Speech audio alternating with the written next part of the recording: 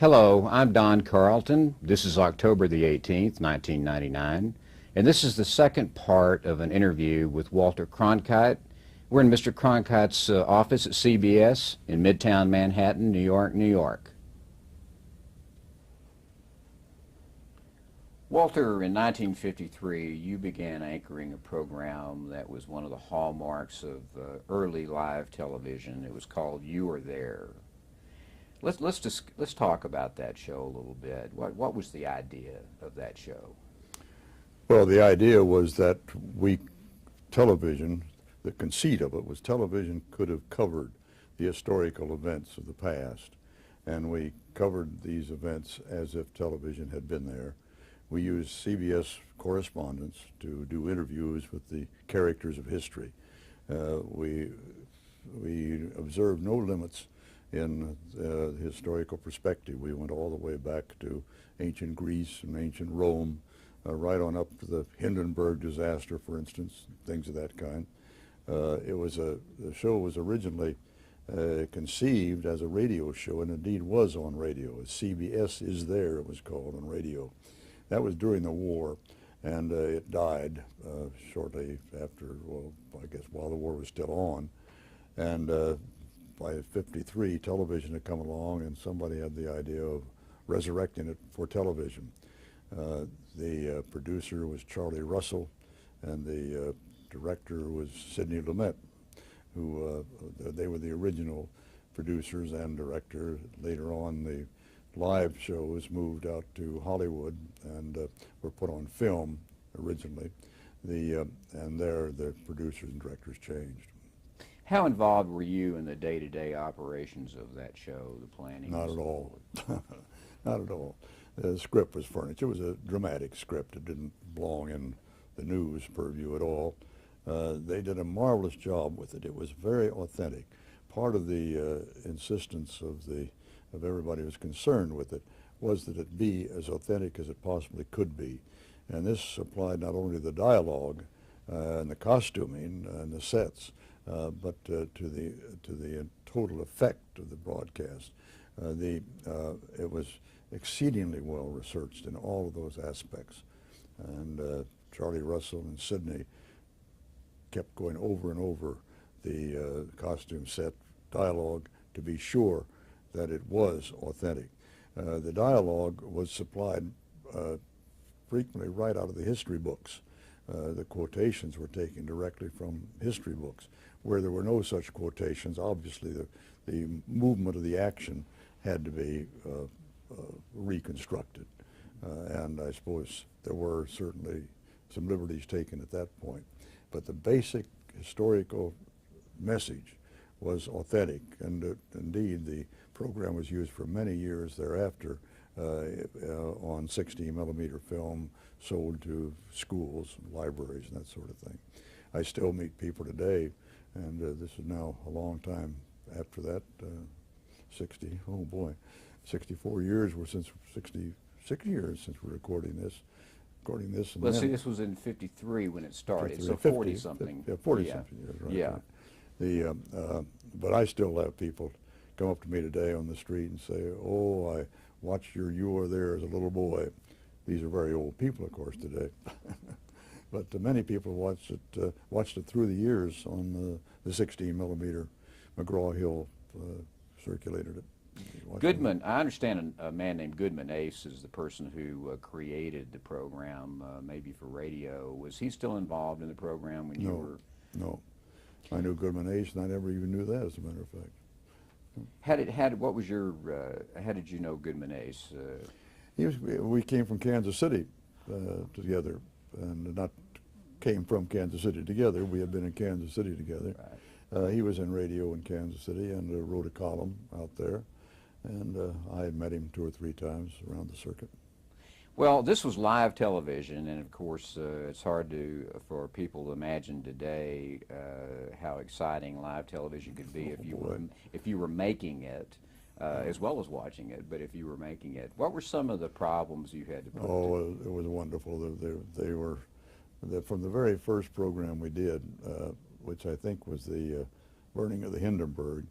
It may have been the second or third show, but The part I played in this was in modern dress, news anchor person at a desk. And I merely introduced the program and came out of the program at the end, setting it up as this is an event in history, and setting up some of the facts about it, and then saying, and you were there. And then at the end, a closing line, which I still recall, it was a day like all days, filled with those events that alter and illuminate our times, and you were there. That was really almost my role. There was explanatory beginning, explanatory end as to what happened to these characters later. But that was the whole thing. There were one or two interjections in the show, but not much. So I really had very little to do with it, and it was a theatrical show. Was prepared, the material was prepared in advance, and for a while I had to memorize it. I got the teleprompters only during the show, and I think that actually the problems with that show led to the early development of the teleprompter. We had the great good fortune of having the show on Sunday evening, 6 o'clock on Sunday nights, and we could therefore pull from the pool of dramatic talent on the stage in New York. These people were anxious to try their hand at television. They were in New York. They were away from most of the theatrical production out in the West Coast. But here was a program that they could do because Sunday night the theaters are dark. And so they were called in on Monday and given their parts to learn. There were 2 or 3 readings during the week. And then on Saturday morning they were in very early and began the run-throughs on stage on Saturday morning. They had Saturday afternoon matinees, Saturday night matinees. Then we worked all day Sunday. By now, began to use costumes and final placements, sets, and so forth. Saturday, they just had chalk marks on the floor about where the sets were going to be, and we did it in a rehearsal hall, a very blank spot. But Sunday, we got on the set to do these programs. And we had top names from Broadway appearing with us when You Are There. It was really an all-star cast. Paul Newman, for instance, was a boy on Broadway when he played Benedict Arnold.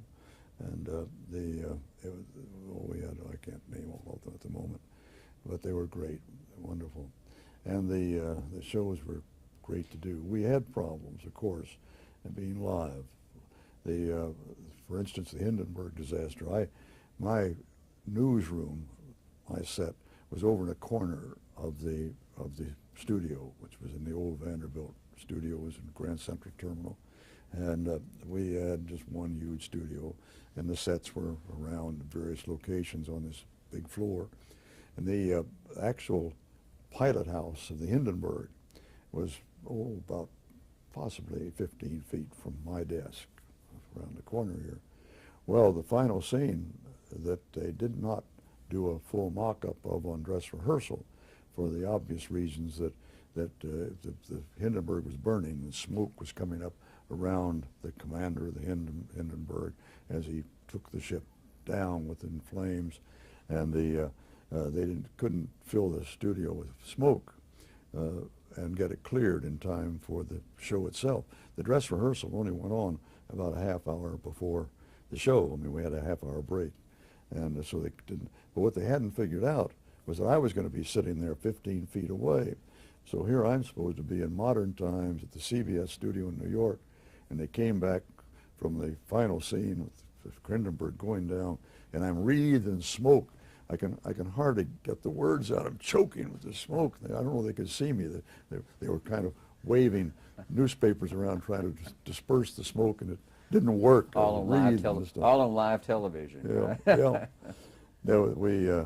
We had the final scenes at the Alamo on a subsequent show, and old Travis is dying there, the last survivor in the Alamo, as I remember. I think it was Travis, I believe. At any rate, he was the last scene was a Mexican field piece firing a cannonball right at the Alamo, and Travis was taking his last shots, the last survivor out the little pigeonhole window, and the gun went. We saw the Mexican gun fire and burst the flame, and the bullet, and it hit the wall, and the wall was to collapse right on Travis. He died with his hand out from the paper bricks that were supposed to fall, the cardboard bricks, except they didn't fall. The cannonball hit it presumably, and they didn't collapse as they were supposed to. And you saw as Travis was lying there waiting for this final scene stuff to fall, you saw a broomstick come in, be handled by one of the stage hands, pushing the bricks on top of Travis. We had a few episodes of that kind. Well, the Mexican army used a lot of different things to push that wall down. Yeah, right. They may have used brooms, who knows. Well, the other thing... Kim Stanley played Jeanne d'Arc. Wonderful performance. She was such a method actress.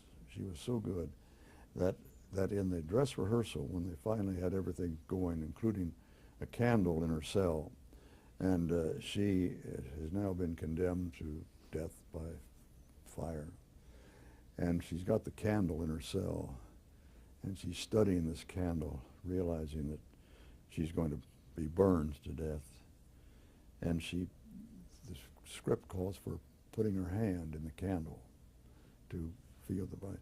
Well, it was never intended that she actually put her hand in the candle, of course. She was going to reach for the candle, and that was blackout. Kim Stanley put her hand right into the candle and got quite a little burn. A half hour later, after treating her hand, she couldn't wear a bandage. So in that half hour, everybody said, well, that won't happen again. By golly, she didn't put her hand in the candle. It's incredible, that sort of thing. Well, one of the other things, one of many things that you are there is known for is the fact that you had some writers who were some of the best writers in the United States, television and screenwriters in the United States, but that some of them were on the blacklist. That's right. Some of them were part of the Hollywood 10.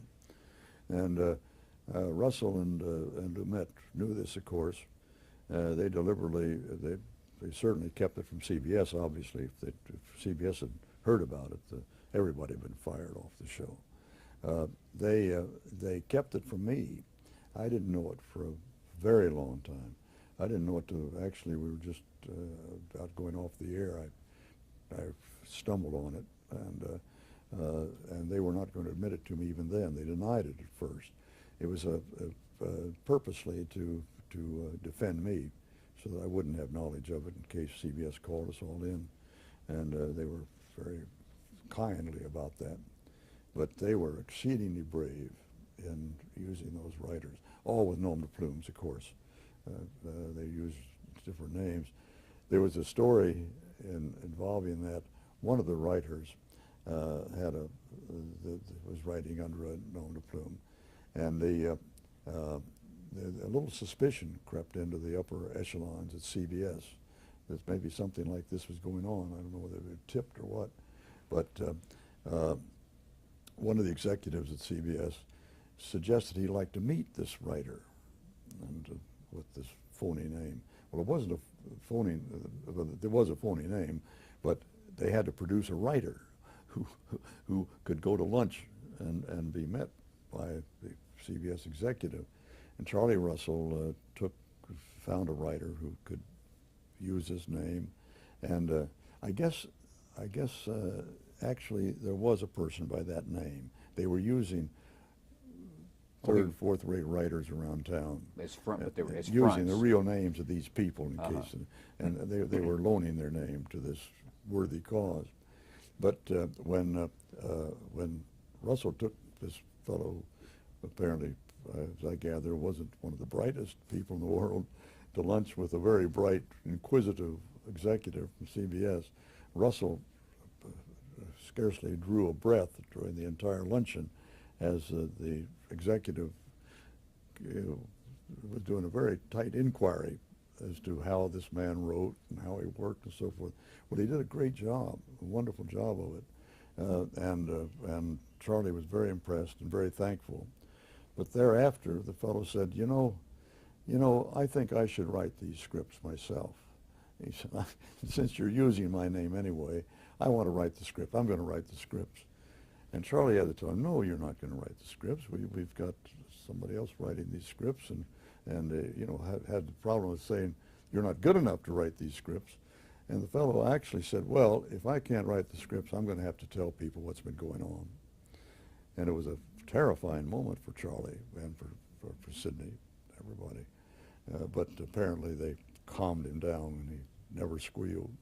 Amazing. You know. Well, some of the writers who wrote for your show that were on the blacklist were Abe Polanski and Walter Bernstein, Arnold Manoff. Blacklisting, of course, permeated the entire industry during that period of time.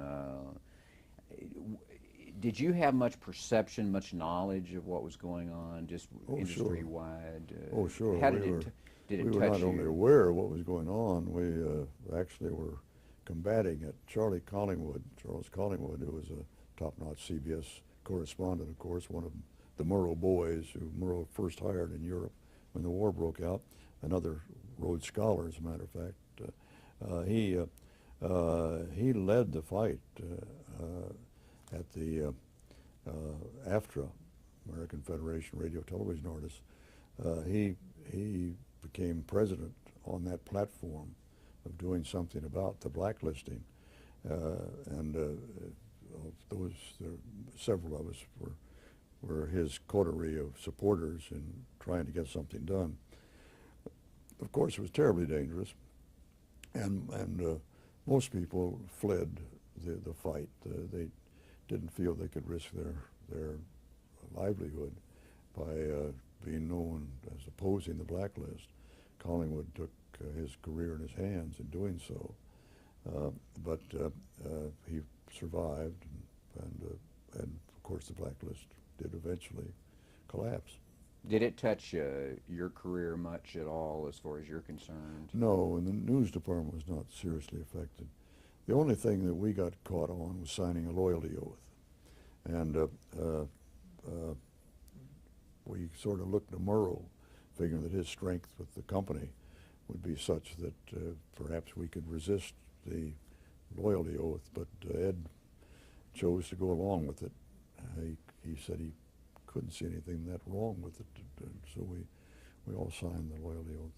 The loyalty oath was an oath that required you to say you'd never been a communist, weren't a communist, never been a communist.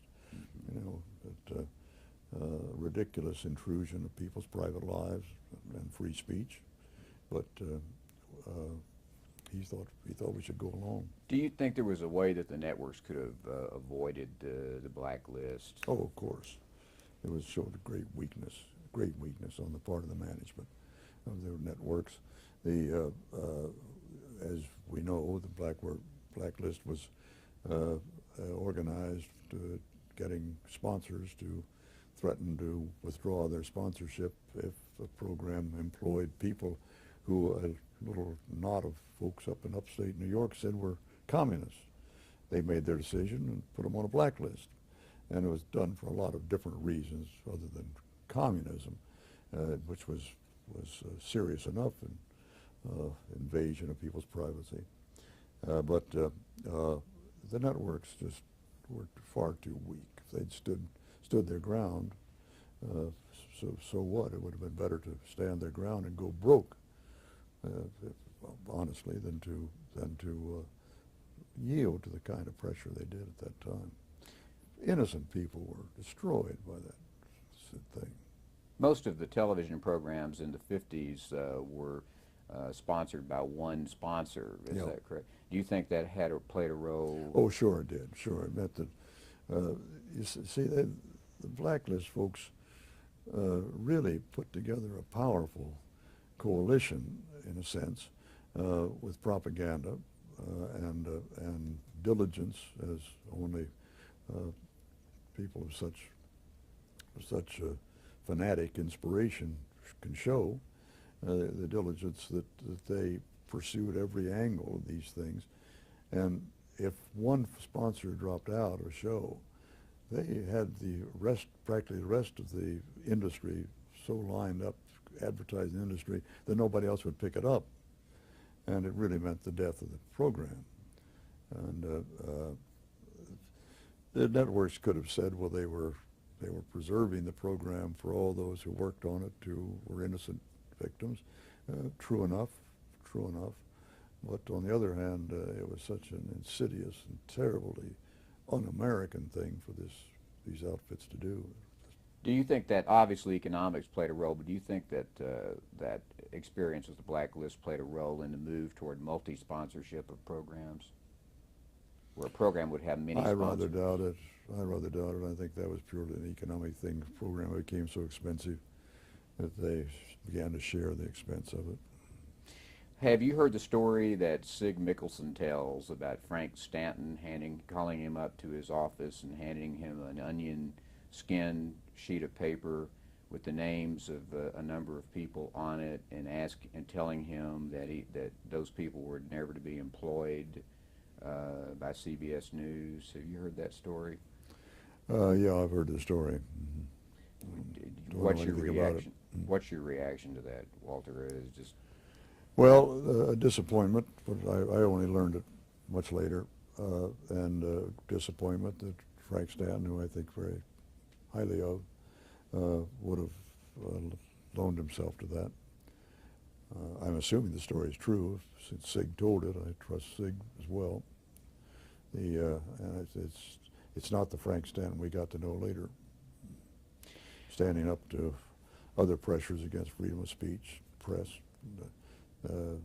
defying a Congress to send him to jail for contempt of Congress by refusing to testify on things of that kind. Well, since we're talking about Frank Stanton in this issue, why don't you elaborate a little bit more about what his stand was later? Since we're talking about his, enforcing the blacklist, or at least he's accused of enforcing a blacklist. What was his record later? Well, Frank, to my mind, was the outstanding spokesman of television management through the very difficult period of the Vietnam War, which was dividing America, of the civil rights battles, which were dividing America, of that very difficult period of the 60s, the 1960s, of those two issues primarily, that were putting the news department under considerable pressure from the affiliated stations. The affiliated stations were far more susceptible to pressure from the community and from sponsors than the network was. It's true when you speak of freedom of press issues at newspapers too, that the larger the institution, the broadcast operation or the newspaper, the greater the possibility of it defending itself. A single sponsor dropping out isn't going to kill a network. A single ad being dropped out of the New York Times isn't going to kill the New York Times, but it can destroy a small town newspaper, a small town broadcasting station. So they were very sensitive. When a really angry advertiser or angry supporter of the community bellowed rage over something that was on the air, their antennae picked it up and they quivered. It was very difficult for them to stand against this sort of thing. And as a consequence, they were constantly after the network because they thought that the Vietnam War was being covered unfairly. There was no way to cover it fairly enough for them. It was all establishment, of course. They didn't recognize that there was any legitimate anti-Vietnam feeling in the country. Same thing with the civil rights thing, particularly in the South, of course, but elsewhere in the country as well. And it took a lot of courage for Stanton to stand up to these complaints of the affiliates, and the complaint that came through the Affiliates Association, as a matter of fact. There were strong affiliates, but there were some very weak ones as well, many weak ones. So Stanton did a great service throughout the 60s and beyond. He he stood apart from most of the management of CBS and the other networks, and gave them courage by his example to try to make the newscasts as fair and impartial as possible. Before we leave, you were there. Let me ask you, was there any concern on your part or any of your associates that your position as a newsman, your reputation, let's say, as a newsman, an objective newsman, would be harmed in any way by being the narrator of basically a theatrical show about history? I don't think we thought of in those early days of television. The concern about that rose later. I'm amazed at the people today who question my doing you are there, because there was nothing that we even considered as a violating journalistic principle at the time. Not at all. I even, the news department at one time at CBS did the first morning program on CBS. We joined about a year or so later after Dave Garroway had a success with Today's show on NBC, and we were late doing that program in the morning, and the news department was given the job of doing it, a 3-hour broadcast every morning. And so they had nominated somebody in the news department to be the anchor person, and it was me. And part of their role turned out to be to do commercials just like Dave Garroway did. In our own words, my own words, one reason they picked me, I think, was for ad-libbing, a little humor if possible, to kind of kid the advertiser, once Garroway and later Arthur Godfrey modus operandi. I only did one commercial and was immediately ruled out of doing any other commercials. The commercial was for Winston cigarettes, and we were doing test marketing for Winston. It just been introduced, and I had several meetings with the ad agency about how they wanted to treat the subject. I was going to kind of ad-lib around it, and so the first day we did the program, and they had said the slogan is, "Winston tastes good like a cigarette should."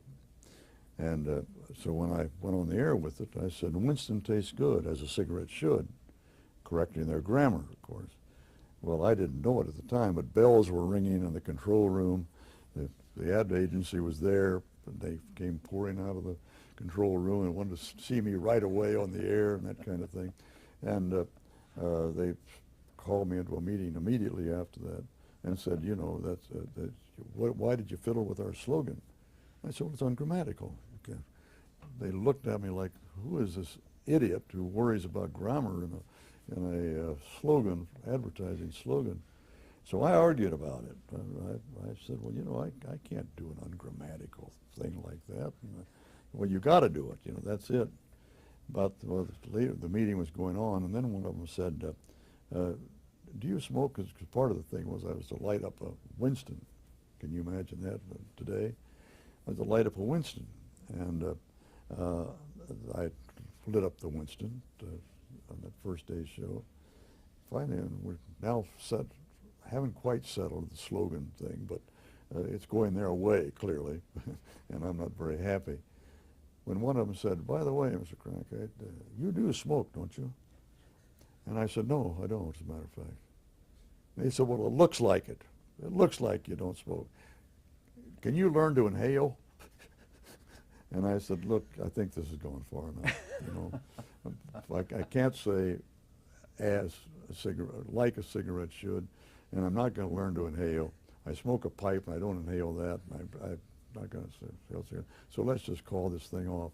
CBS was up in the rafters, of course, about it at the time, but they didn't attempt to ask me to do another commercial. So I'm a one commercial man in the history of television. That's the only one you did? Yep. Yep. Who had to wind up doing the commercials? Oh, yeah, this is